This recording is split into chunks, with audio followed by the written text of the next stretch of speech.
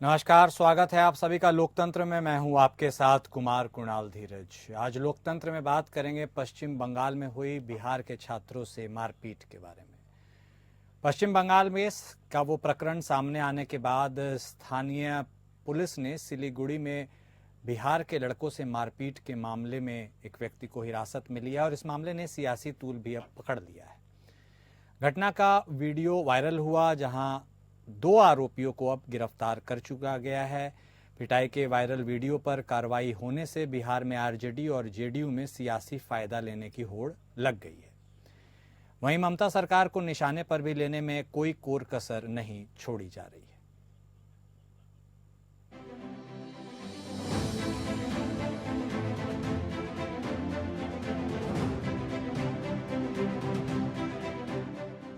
पश्चिम बंगाल का एक video viral हो रहा है। इससे बंगाल से बिहार तक बवाल मच गया है। ये वीडियो एसएससी की परीक्षा देने के लिए पश्चिम बंगाल की सिलीगुड़ी में आए 2 छात्रों की कथित पिटाई का है। मारपीट की इस घटना ने सियासी तूल पकड़ लिया। जेडीयू ने आरोप लगाया कि बंगाल में अराजकता का माहौल है, इसीलिए बंगाल की सरकार को 1 मिनट भी रहने का हक नहीं है।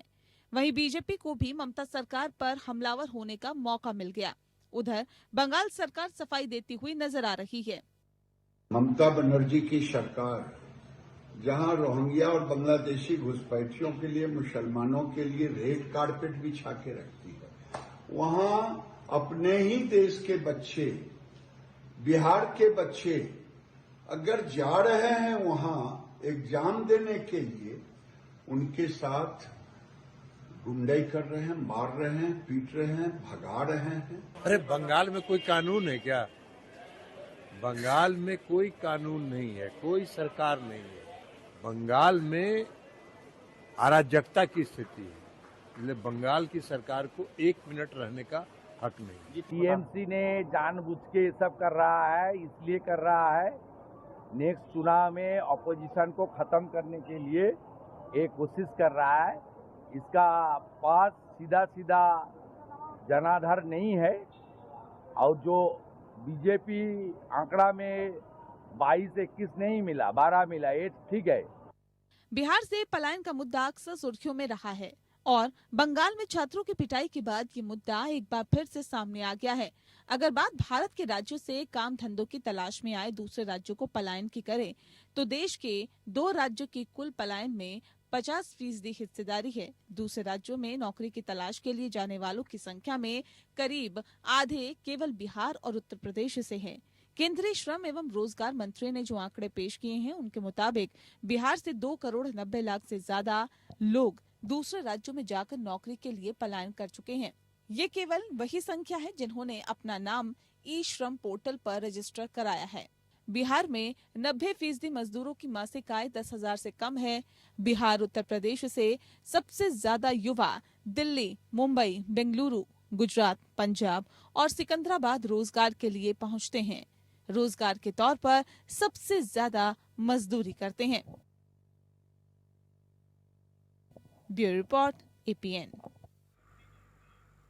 तो इस पूरी घटना ने सियासी गलियारों में हड़कंप सा मचा दिया है। अब इस पर राजनीति भी खूब होने लगी है और एक दूसरे के ऊपर आरोप प्रत्यारोप का खेल भी शुरू हो गया है। इस मुद्दे पर और ज़्यादा बातचीत करने के लिए हमारे साथ 3 खास मेहमान जुड़ चुके हैं। बीजेपी की तरफ से हमारे साथ डॉक्टर अविरल मलिक साहब जुड़े हैं, तो वहीं टीएमसी की तरफ से सुमित मेहरोत्रा साहब हमारे साथ जुड़ चुके हैं और जेडीयू की तरफ से प्रतिभा सिंह जी हमारे साथ जुड़ी हैं। अब तीनों खास मेहमान का स्वागत है।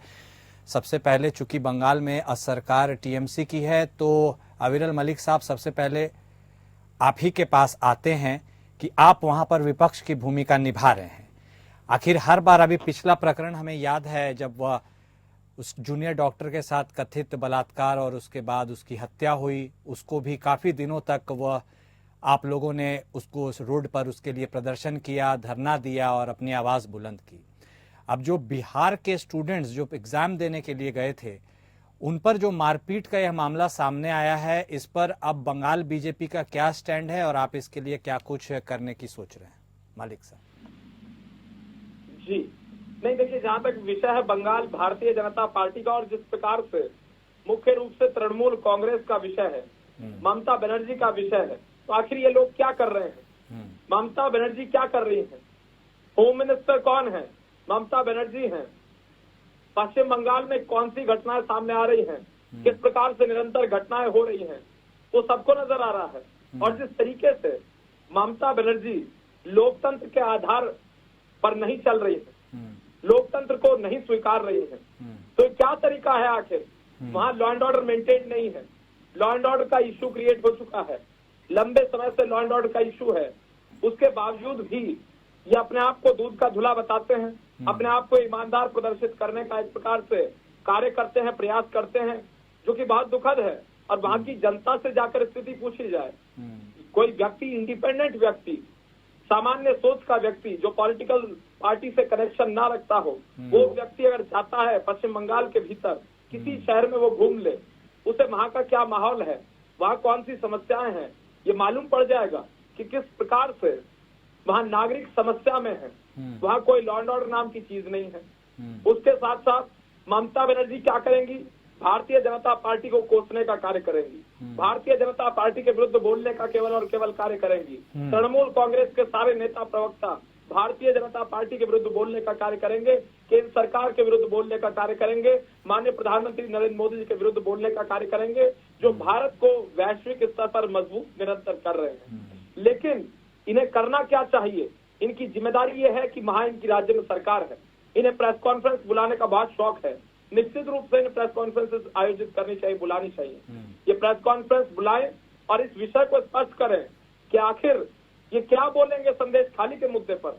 कोलकाता में जो घटना घटित हुई थी, उस विषय पर क्या बोलेंगे, इस घटना में क्या बोलेंगे? ये घटनाओं का जिक्र नहीं करना चाहते हैं।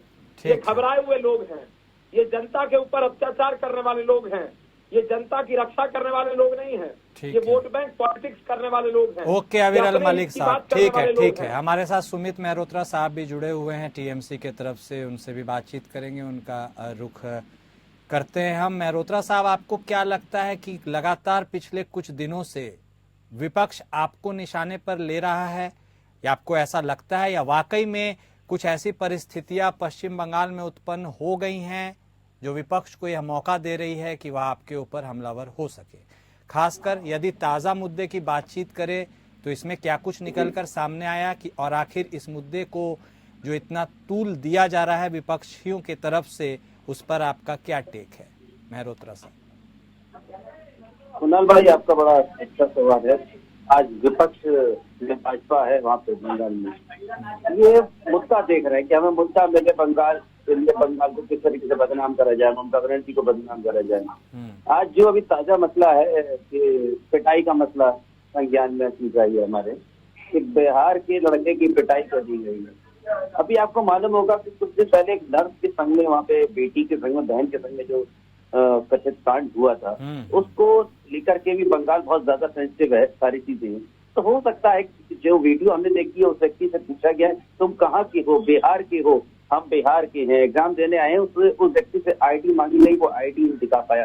तो ऐसा भी हो सकता है कि जा करके बहुत से लोग बंगाल में या इधर उधर जा करके माहौल को खराब करने की बात कर रहे हैं। पर जिस व्यक्ति ने उस बिहार का लड़का है वो, और उसके ऊपर पिटाई करी है, उसको मारा है, तो वो गिरफ्तार हुआ है, उसके बाद कार्रवाई होगी, ठीक है ना। पर अब ये लोग कुछ भूल जाते हैं। अभी अविरल जी बहुत बड़ी बातें कर रहे थे संदेश खाली का मुद्दा। संदेश खाली का मुद्दा तो वहाँ की महिलाओं ने खुद कहा है कि हमारे ऊपर तो दवा बना करके हमसे साइन कराया गया था।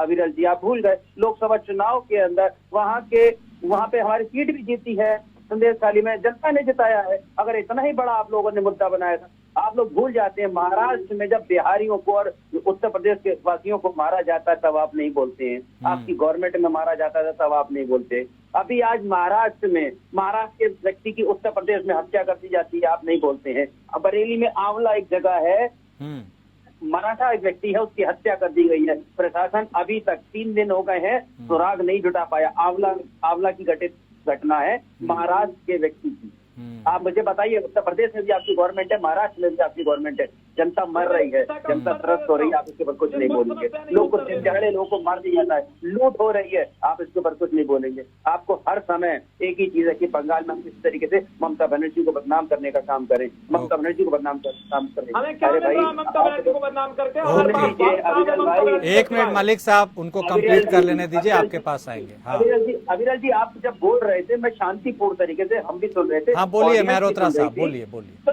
तो कम से कम थोड़ा सा धैर्य रख के आप सुने ना, उत्साहित मत होए। आपने जितने आरोप लगाए हम तो सुन रहे थे ना पार्टी के ऊपर। अच्छा, आपके ऊपर लग रहा है, आप चिल्ला रहे हैं, मत चिल्लाइए। ये होती है अच्छे प्रवक्ता की निशानी। तो देखिए कुणाल जी, आज जिस तरीके से पूरे देश के अंदर एक माहौल बना दिया गया है, हिंदू मुस्लिम जातिवाद में बांटना, इधर लड़ाई करना उधर लड़ाई करना, ये कब तक चलेगा?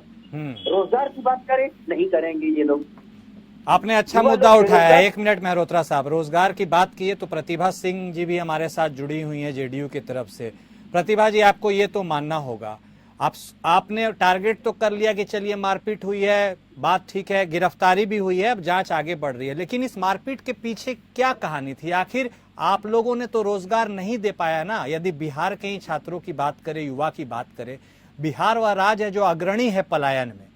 बेरोजगारी इतनी है कि लोग दूसरे राज्यों में जाके छोटी छोटी नौकरियां करते हैं, मजबूर होते हैं, और तब ये एक चेन रिएक्शन की तरह ये चीजें घटित होती है। आप इतने लंबे समय से सरकार में हैं, आपने रोजगार के लिए क्या किया? आप खुद ही बता दीजिए प्रतिभा जी। स्थिति ऐसी है कि जो भी घटना घटी, सबसे पहले तो ये बहुत इसकी कड़े शब्दों में मैं निंदा करती हूँ कि या बंगाल हो या किसी और प्रदेश, पूरा भारतवर्ष, हम एक भारत के लोग हैं, भारत के नागरिक हैं। अब प्रदेशों में भिन्न भिन्न रूपों में बटे हुए जरूर है, प्रदेश अलग अलग है, लेकिन लोग हम एक ही हैं। इस चीज को मानना पड़ेगा। जो भी दोषी हैं उस पे कार्रवाई निश्चित रूप से करे बंगाल सरकार, लेकिन ये जो घटना घटित हुई बहुत ही गलत हुआ। और आपने पूछा कि बिहार में अभी तक रोजगार क्यों नहीं दिया गया, लोगों का पलायन, तो कुणाल जी, बिहार की भौगोलिक स्थिति से कोई अपरिचित नहीं है। पूरा देश बिहार की भौगोलिक स्थितियों से परिचित है कि यहाँ देखिए बहुत कम संसाधन, हमारा जो इंफ्रास्ट्रक्चर है, आप देख लीजिए ना, बाढ़ से हम परेशान रहते हैं, सुखाड़ से परेशान रहते हैं। सरकार इतना काम कर रही है, बावजूद उसके एक एक लोग, देखिए राज्य में कैसे लोगों को नौकरी दी जाए, कैसे शिक्षा व्यवस्था दुरुस्त किया जाए, कैसे स्वास्थ्य सुविधाएं दी जाए। आदरणीय नेता श्री नीतीश कुमार जी ने 2005 से लेकर आज तक जिस तरह से बिहार को सजाने संवारने का काम किया है, निरंतर जारी है, वो कर रहे हैं। लेकिन देखिए, कोई भी किसी भी प्रदेश से किसी भी प्रदेश में काम करने या पढ़ाई करने जाता है, क्या हमारे यहाँ बंगाल के लोग नहीं हैं? वो नौकरी नहीं कर रहे हैं? निश्चित रूप से कर रहे हैं। तो क्या हम उन्हें टॉर्चर कर रहे हैं? क्या हमारे यहाँ उत्तर प्रदेश के लोग नहीं आकर नौकरी कर रहे हैं? क्या हम उन्हें टॉर्चर कर रहे हैं? क्या हमारे यहाँ झारखंड के लोग नहीं है? क्या हम उन्हें टॉर्चर कर रहे हैं? तो देखिए, ये टॉर्चर करने जैसी बात, ये बांग्ला पॉक्सो संगठन के लोगों के द्वारा जो कुकृत्य किया गया, मैं कहती हूँ ममता दीदी, आप इससे कड़ी से कड़ी सजा दें। ये देश में अराजकता फैलाते हैं ऐसे लोग, आपसी दुश्मनी को बढ़ावा देते हैं ऐसे लोग। नहीं, वो तो ठीक है प्रतिभा जी, जो एक्शन होगा, लेकिन जिसके मूल में जो कारण है उसका निवारण कब तक कर पाइएगा? आप काफी लंबे समय जो कारण है उसका निवारण तो कर रहे हैं, सरकार कर रही है। माइग्रेशन, पलायन इतनी बड़ी कुव्यवस्था है। की बात करते हैं आप, पलायन की बात करते हैं, तो क्या बंगाल के लोग हमारे यहाँ कर नौकरी नहीं कर रहे हैं? क्या बंगाल से लोग दिल्ली में जाकर के नौकरी नहीं कर रहे हैं?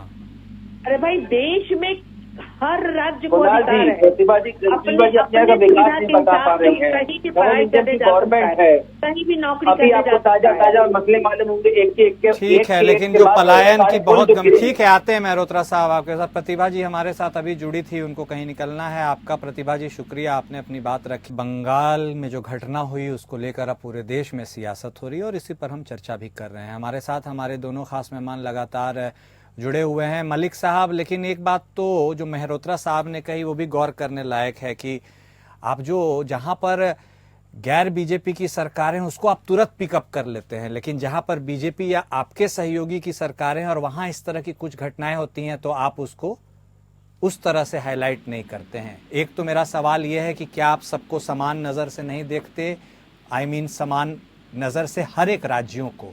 और दूसरा यह सवाल है कि यदि आरोपियों की गिरफ्तारी हो गई है तो उन्हें कानून के तरफ से उन्हें जो भी सज़ा मुकर्रर होगी जांच पूरी होने के बाद वो तो उन्हें मिलेगी ही, तो अब इसमें सियासत करने की अभी भी कोई गुंजाइश बाकी है क्या, मलिक साहब? जी देखिए, जहाँ तक विषय है सियासत का, तो हम किसी प्रकार से कोई सियासत नहीं कर रहे हैं। हम असल मुद्दों को उठाने वाले लोग हैं, हम जनता की लड़ाई लड़ने वाले लोग हैं, हम जनता के इंसाफ की बात करने वाले लोग हैं। हम जनता के इंसाफ की बात पहले भी कर रहे थे, आज भी कर रहे हैं और भविष्य में भी निरंतर करते रहेंगे। हम जिस प्रकार से देश हित में निरंतर कार्य कर रहे हैं, कर तो रहे हैं मलिक साहब, लेकिन आप ये बात बोलते, देखिए आपकी डबल इंजन की सरकार है ना, केंद्र में भी आपकी सरकार है और आप बिहार में भी जहां सरकार चल रही है वहां भी आप साझा गठबंधन में, फिर भी वो जो पलायन की स्थिति है वो क्यों नहीं कम हो पा रही है? मैंने प्रतिभा जी से भी पूछा था, वो बोली कि हमारी मजबूरियां हैं। अब तो डबल इंजन में डबल ताकत होना चाहिए सर। देखिए, जहां तक बात है रोजगार की और बेरोजगारी की, तो वर्ष 2014 के बाद से जिस प्रकार से पूरे देश में परिवर्तन आया है वो सबने देखा। वर्ष 2014 के बाद से जिस प्रकार से इस देश को आजादी मिली, गरीबी से, बेरोजगारी से मिलना प्रारंभ हुई, चरम पर बेरोजगारी और महंगाई है सर, आम आदमी की कमर टूटी हुई है। जी नहीं, देखिए आम आदमी का जहां तक विषय है, हम आम आदमी के लिए ही कार्य कर रहे हैं, लेकिन ऐसे खास आदमियों के लिए हम नहीं कर रहे हैं जो दिल्ली में सरकार बनाकर बैठे हुए हैं और जो पहले नीली वैगनार में घूमते थे, मफलर ओढ़कर घूमते थे, डबल एक्सल की शर्ट पहनकर, पुरानी पैंट पहनकर, पुरानी चप्पल पहनकर, सफेद टोपी लगाकर घूमा करते थे और शीश महल में रहते हैं। हम उन आम आदमियों की बिल्कुल बात नहीं कर रहे हैं जो पुरानी नीली वैगनार से शीश महल तक पहुंच गए, जेड प्लस सिक्योरिटी के बीच घूमते हैं। उन आम आदमी की हम बात बिल्कुल नहीं कर रहे हैं। हम जो कॉमन मैन, कॉमन सिटीजन है इस देश के, मैं उनकी बात कर रहा हूं। हम उनके लिए निश्चित रूप से परिवर्तन ला रहे हैं, उनके हित में कार्य कर रहे हैं। गरीब, पीड़ित, शोषित, वंचित, दलित, आदिवासी, महिला, युवा, बेरोजगार, सबके लिए कार्य कर रहे हैं। हर वर्ग के लिए कार्य की एक प्रकार से हम कर रहे हैं। किसी के साथ हम भेदभाव नहीं कर रहे हैं, चाहे हिंदू हो, मुस्लिम हो, सिख हो, ईसाई हो, जैन हो, बौद्ध हो, पारसी हो, हम सबके हित में निरंतर। ठीक है, ऑन पेपर सब कुछ बहुत अच्छा लगता है सर, लेकिन जमीनी हकीकत में लोग वाकई परेशान हैं। जमीन पर उतर कर थोड़ा देखिए सर। हमारे साथ मेहरोत्रा साहब भी जुड़े हैं, सब बात को सुन रहे हैं, समझ भी रहे हैं। मेहरोत्रा साहब, आपको लगता है कि क्या इस बार जो लोकसभा के चुनाव हुए थे बंगाल के, वहां पर बीजेपी ने अपनी पूरी ताकत झोंकी थी और उम्मीद थी कि कुछ ताकत झोंकने के बाद उनके पक्ष में परिणाम आए, लेकिन परिणाम ममता बनर्जी के पक्ष में आया? और क्या आपको लगता है कि वह जो टीस है, वह चुभन है कि सब ताकत झोंकने के बाद भी बंगाल में ममता बनर्जी को नहीं हिला पाए? क्या इसलिए अब आप सॉफ्ट टारगेट बन जाते हैं हर एक छोटे बड़े मुद्दों पर? देखिए, बंगाल की जनता सब कुछ समझती है, हमें किसे वोट करना है, किसे नहीं करना है। 2014 में भारतीय जनता पार्टी को उन्होंने वोट करा, सीटें आई। 2019 में करा, आप देखिए 18 सीटें आई, 3 थी। आप इनको क्या मिला? वहाँ की जनता को क्या मिला? ये विपक्ष में थे, केंद्र में सरकार थी इनकी, तो इन्होंने बंगाल के वासियों को बदनाम करने का, दुखद वहाँ पे तोड़फोड़ करने का जो करा है काम, वहाँ पे जा करके इनके दलों ने, इनके नेताओं ने, इनके और साथियों ने जाकर के जिस तरीके से बंगाल की जनता को परेशान करने का, वहाँ से बंगाल के वासियों को बदनाम करने का काम करा है, तो कहीं ना कहीं वहाँ की जनता समझ चुकी है। और देखिए, आप देश में, पूरे देश में जिस तरीके से माहौल एक बना हुआ है, महंगाई, बेरोजगारी, अभी हमारे अविरत जी कह रहे थे, मैं उनकी बातें बड़े अच्छे से सुन रहा था। आपने भी कहा कि महंगाई इस समय चरम पे है, इन्हें दिखाई नहीं पड़ रहा है, इनके चश्मे पे ऐसी धूल जम चुकी है केवल ये महंगाई इन्हें दिखाई नहीं पड़ रही है। आज 100 रुपए के ऊपर लीटर तेल के भाव है, सब्जियां आसमान के भाव छू रही हैं, नौकरियां लोगों की है नहीं। क्या करेंगे साहब, क्या करेंगे? कब आप नौकरियां देंगे? लोग हड़ताल कर रहे हैं, भूख हड़ताल कर रहे हैं। दिल्ली में लोग जंतर मंतर पे बैठते हैं, उन्हें आप लाठी डंडों से मारते हैं अपना हक की लड़ाई लड़ने के लिए। ये तो आपका हाल है। और महाराष्ट्र के अंदर जहाँ पे आपकी गवर्नमेंट है, वहाँ पे उत्तर प्रदेश का और बिहार के लोग अगर चले जाते हैं, आप उनकी पिटाई कराते हैं, अपने संगठन के लोगों से गालियां देते हैं। यूपी बिहार वालों को ये लोग गाली देते हैं। ये तो हाल है, लिटरली बता रहा हूँ। और अभी महाराष्ट्र के व्यक्ति की उत्तर प्रदेश में जब, ठीक है, तो मलिक साहब, आपके ऊपर आरोप लगता है कि आप पॉलिटिक्स ऑफ कन्वीनियंस करते हैं। आपके ऊपर यह भी आरोप लगता है कि आप पूंजीपतियों की सरकार है, तो आप आम लोगों की कहां से सोचेंगे? तो आप इन सब को सामने रखकर अपने विकास के मॉडल को पीछे छोड़कर अब आप छोटे कुछ अन्य मुद्दों को इस प्रकार बड़ा करने के भी आपके ऊपर बात लग रहे हैं कि अब आप विकास के एजेंडे को भूलते चले जा रहे हैं। क्या विकास अब आपका सॉलिड एजेंडा नहीं रहा? जी नहीं, देखिए, जहाँ तक विकास का विषय है तो हम विकास के एजेंडे पर पहले भी कायम थे, आज भी कायम है, इन फ्यूचर भी हम कायम रहेंगे। अच्छा। इस बात को जानना बेहद आवश्यक है। जवाब आज उन लोगों को देना है जिन्होंने 60 साल इस देश को लूटने का कार्य किया, दीमक की तरह खाने का कार्य किया, भ्रष्टाचार को बढ़ावा देने का कार्य किया। बोफोर्स घोटाले से लेकर तमाम सारे घोटाले करने वाली कौन पार्टी है वो सबको मालूम है। और जिस प्रकार से चाहे बोफोर्स घोटाले की बात की जाए, हर्षद मेहता शेयर घोटाले की बात की जाए, ये भ्रष्टाचार करने वाले कौन लोग हैं? ये यूपीए के लोग हैं। आज बात उन पर होनी चाहिए क्योंकि देश को कमजोर करने का कार्य यदि नहीं, बात उस पर होनी चाहिए मलिक साहब, बात पलायन पर भी होनी चाहिए, क्योंकि यदि विकास की आप बात करते हैं ना सर, तो पलायन को रोकिए, इतने अवसर सृजित कीजिए। बिल्कुल बिल्कुल जी, देखिए, जिस प्रकार से विषय है विकास का, तो जनधन योजना, स्वच्छता अभियान, आयुष्मान भारत अभियान, नोटबंदी से लेकर जीएसटी तक, बेनामी संपत्ति एक्ट, उज्ज्वला योजना, मुद्रा योजना, सौभाग्य योजना, वो हमने चलाई है, विकास के लिए हमने कार्य किए हैं। लेकिन हाँ, जिस प्रकार से बोफोर्स घोटाला हो, 2G घोटाला हो, सत्यम घोटाला हो, कॉमनवेल्थ घोटाला हो, कोयला घोटाला हो, टाटा ट्रक घोटाला हो, ये घोटाले किसने किए? यूपीए ने किए। ठीक है, अब घोटालों की फहरिस्त गिनने बैठेंगे तो न जाने आजादी के बाद से कितनी लंबी सूची जाएगी। हाँ, जल्दी से क्लोजिंग कमेंट मेहरोत्रा साहब। कुणाल जी, अभी इन्होंने इतनी बड़ी लंबी लिस्ट गिना दी सारे घोटालों की। मुझे आप बताइए, आज 10 साल हो गए कांग्रेस को हटे हुए, 60 साल का गिनाते हैं, तो मुझे बताइए 10 साल में कितने लोगों को इन्होंने घोटालेबाज थे और उनको सजा हो गई हो? आप बताइए, एक बताइए। इन्होंने सारे घोटालों के नाम दिए, सब कर किसी घोटालेबाज को सजा हुई क्या? ये क्यों नहीं बताते हैं? ठीक है, वही तो बोल रहे हैं मेहरोत्रा साहब। आप आरोप प्रत्यारोप का दौर तो खैर चलता है, बिल्कुल आपका इशारा समझ रहे हैं। 2G वगैरह को वही बहुत बड़ा घोटाला बनाया गया था, लेकिन सब बरी हो गए, कुछ साक्ष्य मिले नहीं। तो आरोप लगा देने से आरोप सिद्ध नहीं हो जाते हैं। लेकिन हमारा मुद्दा आज था बंगाल का, बंगाल में छात्र की पिटाई का और उस पिटाई के मूल से जुड़े पलायन का। आप दोनों खास मेहमान हमारे साथ जुड़े, वक्त दिया, आपका बेहद शुक्रिया। लेकिन आखिरकार ये पलायन की विकट स्थिति कब खत्म होगी, जिससे कभी किसी को अपना घर छोड़कर जाना ना पड़ेगा और ना ही इस तरह की घटनाएं होंगी? लोकतंत्र में इतना ही। नमस्कार।